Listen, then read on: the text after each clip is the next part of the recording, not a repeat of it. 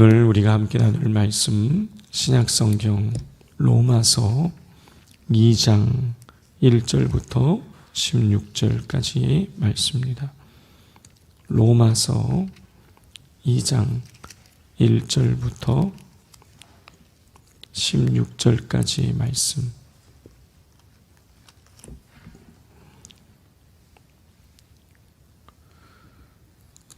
우리 한 절씩 교독하겠습니다.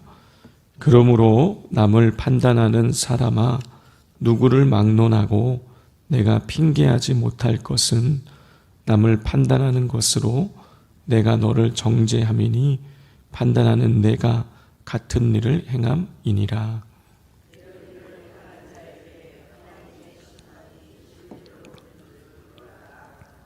이런 일을 행하는 자를 판단하고도 같은 일을 행하는 사람아, 내가 하나님의 심판을 피할 줄로 생각하느냐?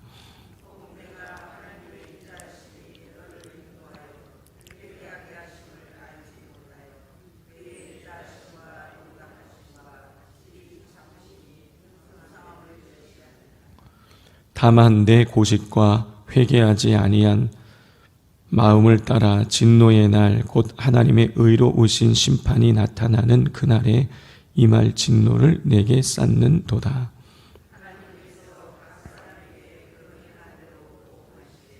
참고 선을 행하여 영광과 존귀와 썩지 아니함을 구하는 자에게는 영생으로 하시고,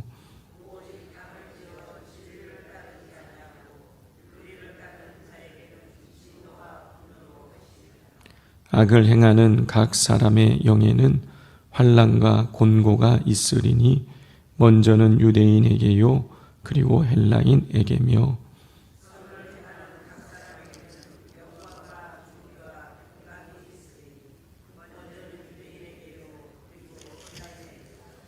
이는 하나님께서 외모로 사람을 취하지 아니하심이라.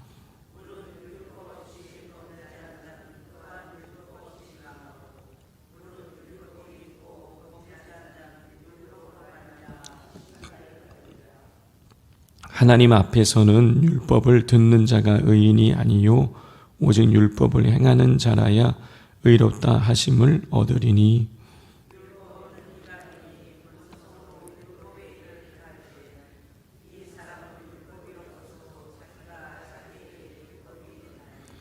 이런 이들은 그 양심이 증거가 되어 그 생각들이 서로 혹은 고발하며 혹은 변명하여 그 마음에 새긴 율법의 행위를 나타내느니라. 곧 나의 율법에 이른 바와 같이 하나님이 예수 그리스도로 말미암아 사람들의 은밀한 것을 심판하시는 그 날이라. 아멘. 민수기를 마치고 이제 로마서를 들어가게 되는데, 주일 저녁 토요일 새벽부터가 로마서였습니다. 그래서 로마서 1장을 우리가 나누지 못했는데요. 로마서 1장에는 주 내용이 뭐냐면, 이 바울이 이방인들의 우상 숭배와 음란한 문화를 지적하고 이방인들이 범하는 수많은 죄악을 열거하며 바울은 이방인들을 비판했습니다. 지금 로마에게 보내는 편지잖아요. 로마 교회에. 로마 교회 안에 유대인들도 있었지만 상당수의 사람이 이방인들이었어요. 그 이방인들이 그 로마가 그리스의 영향을 많이 받았기 때문에 각종 우상들을 많이 숭배하고 있었습니다. 그리고 로마는 굉장히 그 성적으로 타락한 곳이었어요. 그래서 이방인들의 우상 숭배와 음란한 문화를 지적하고 이방인들의 수많은 죄악을 열거하면서 그 이방인들을 바울은 책망했습니다. 그런데 이 바울이 진짜 그 초점을 겨누고 있는 것은 사실 이방인들이 아니라 그 안에 있는, 로마 교회 안에 있는 유대인들이었어요. 성도 여러분, 로마에 있는 유대인들 중에서 막 뭐 우상을 숭배하는 어떤 산당이나 신당에 가가지고 거기 가서 음란한 종교 행위를 한다든가 이런 사람들은 없었을 것입니다. 그래서 유대인들은 생각하기를 이방인들을 향해서 손가락질하면서 우리는 저들이 하는 우상 숭배를 하지 않고, 우리는 음란 행위를 하지 않고, 우리는 우상에게 바쳐진 더러운 음식을 먹지 않는다고 하면서 유대인들은 이방인들을 정죄한 것이죠. 그러나 바울은 그렇게 이방인들을 정죄하는 유대인들이 이방인과 다를 바가 없다라고, 똑같은 죄를 짓고 있다고 그렇게 책망을 합니다. 우리 1절 말씀을 같이 읽겠습니다. 그러므로 남을 판단하는 사람아, 누구를 막론하고 내가 핑계하지 못할 것은 남을 판단하는 것으로 내가 너를 정죄함이니 판단하는 내가 같은 일을 행함이니라. 성도 여러분, 유대인들은 이방인들을 비판하고 있었지만 이방인들과 같은 일을 행하고 있었습니다. 더 큰 문제는 뭐냐? 유대인들은 율법을 알면서도 죄악을 저지르고 있었다라는 것이죠. 그런데도 유대인들은 자신들은 선택받은 백성이기 때문에 우리는 심판받지 않을 것이다 라고 생각하고 있었다라는 것이죠. 우리 3절 말씀을 같이 읽겠습니다. 이런 일을 행하는 자를 판단하고도 같은 일을 행하는 사람아, 내가 하나님의 심판을 피할 줄로 생각하느냐. 이렇게 유대인들은 이방인들처럼 악을 행하면서도 자신들은 선택받은 민족이기 때문에 심판을 피할 것이라고 생각하고 있었어요. 이것은 말 그대로 착각인 것이죠. 그들이 간과하고 있는 것들이 있었어요. 2절을 보면 이런 일을 행하는 자에게 하나님의 심판이 진리대로 되는 줄 우리가 아노라. 율법에서 어긋난 일들을 행하는 사람은요, 하나님께서 그대로 심판을 행하신다라는 거예요. 바울은 율법이 이방인들이나 유대인들이나 동일하게 적용됨을 선포하며 유대인들이 선민이라는 이유로 율법의 심판을 피할 수 없다는 사실을 분명히 합니다. 성도 여러분, 하나님은 분명히 오래 참으시는 분이세요. 그리고 인자가 풍부하신 분이시고 회개하는 자를 용서하시는 분이세요. 그러나 잘못인 줄 알면서도 죄를 짓고 나중에 잘못했습니다, 용서해 주세요라고 한다면 이거는 또 상황이 다른 것입니다. 하나님은 우리가 행한 대로 보응하시는 분이세요. 우리 6절부터 8절까지를 교독하겠습니다. 하나님께서 각 사람에게 그 행한 대로 보응하시되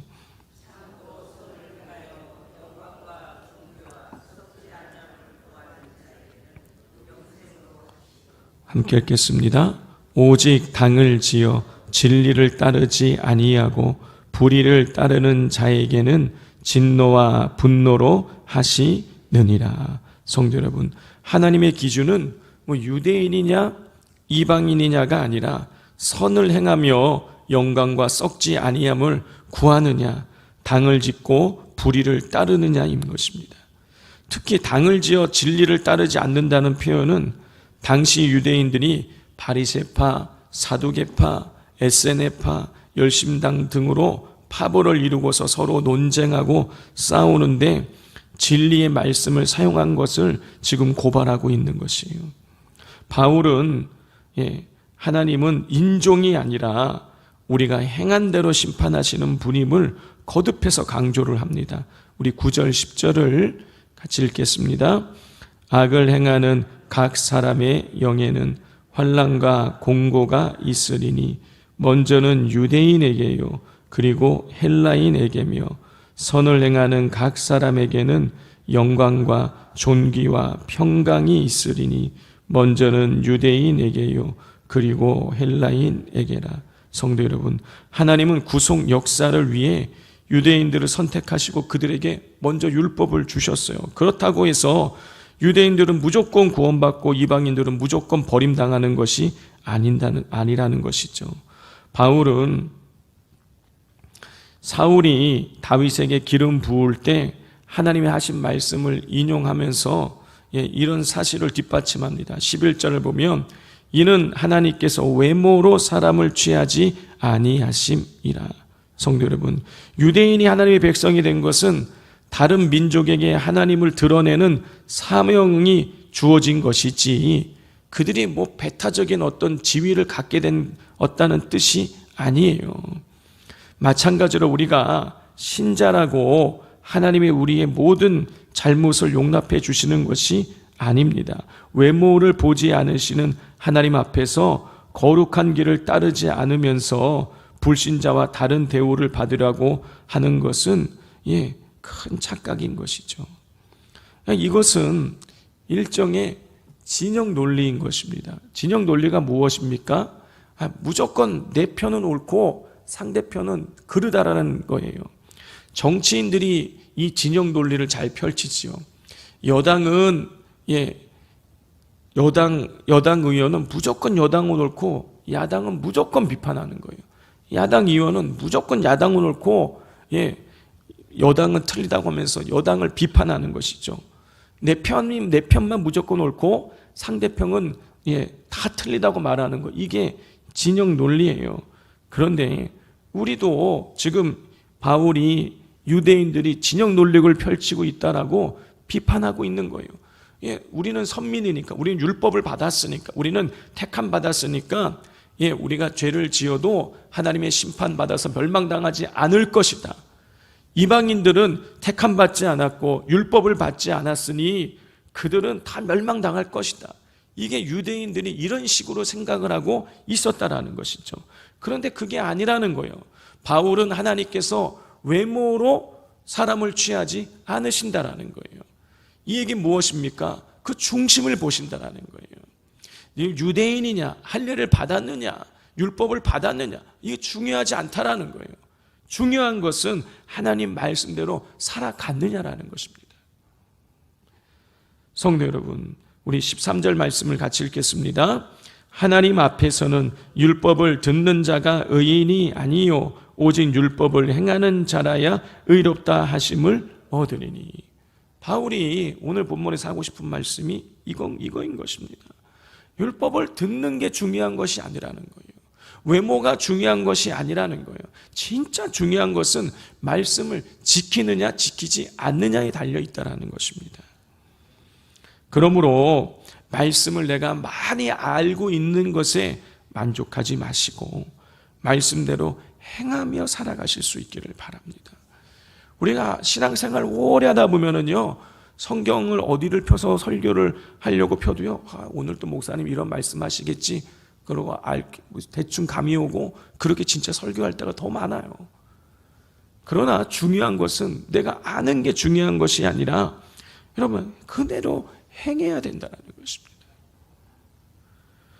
행하지 않으면 우리가 결코 하나님의 복을 받을 수가 없는 것이에요. 이 율법의 말씀을 듣고 읽고 행하는 자가 복이 있다 그랬잖아요. 우리 말씀을 알고 있는 대로 행하심으로 말미암아 하나님 내려 주시는 복을 우리 잘 받아 누리시기를 주님의 이름으로 축복을 드립니다. 오늘 이 말씀을 우리가 가슴에 새기면서 우리가 기도하기를 원합니다. 우리가 지금 이 오늘 이 본문 속에 나오는 유대인의 모습이 우리의 모습은 아닌지, 나는 목사니까, 나는 장로니까, 나는 권사고 집사니까, 나는 조금 죄를 지어도 괜찮을 것이라고 우리가 그런 식으로 생각하고 있지는 않습니까? 나는 예수님 믿으니까 나는 무조건 다 용서받을 것이라고, 그리고 예수 믿지 않는 사람들은 그들은 다 심판받아서 죽게 될 것이라고, 이렇게 단순하게 우리가 진영 논리로 생각하고 있지는 않습니까? 우리가 예수 믿고 하나님 말씀대로 기록한 대로 행하며 살아가야 되는 것입니다. 이 시간 말씀대로 행해야 되는 것입니다. 이 시간 우리 이 말씀을 새기면서 하나님 예수 믿게 하신 것 감사합니다.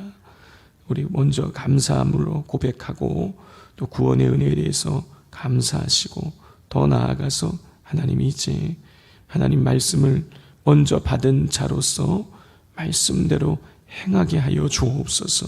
말씀대로 순종하게 하여 주옵소서.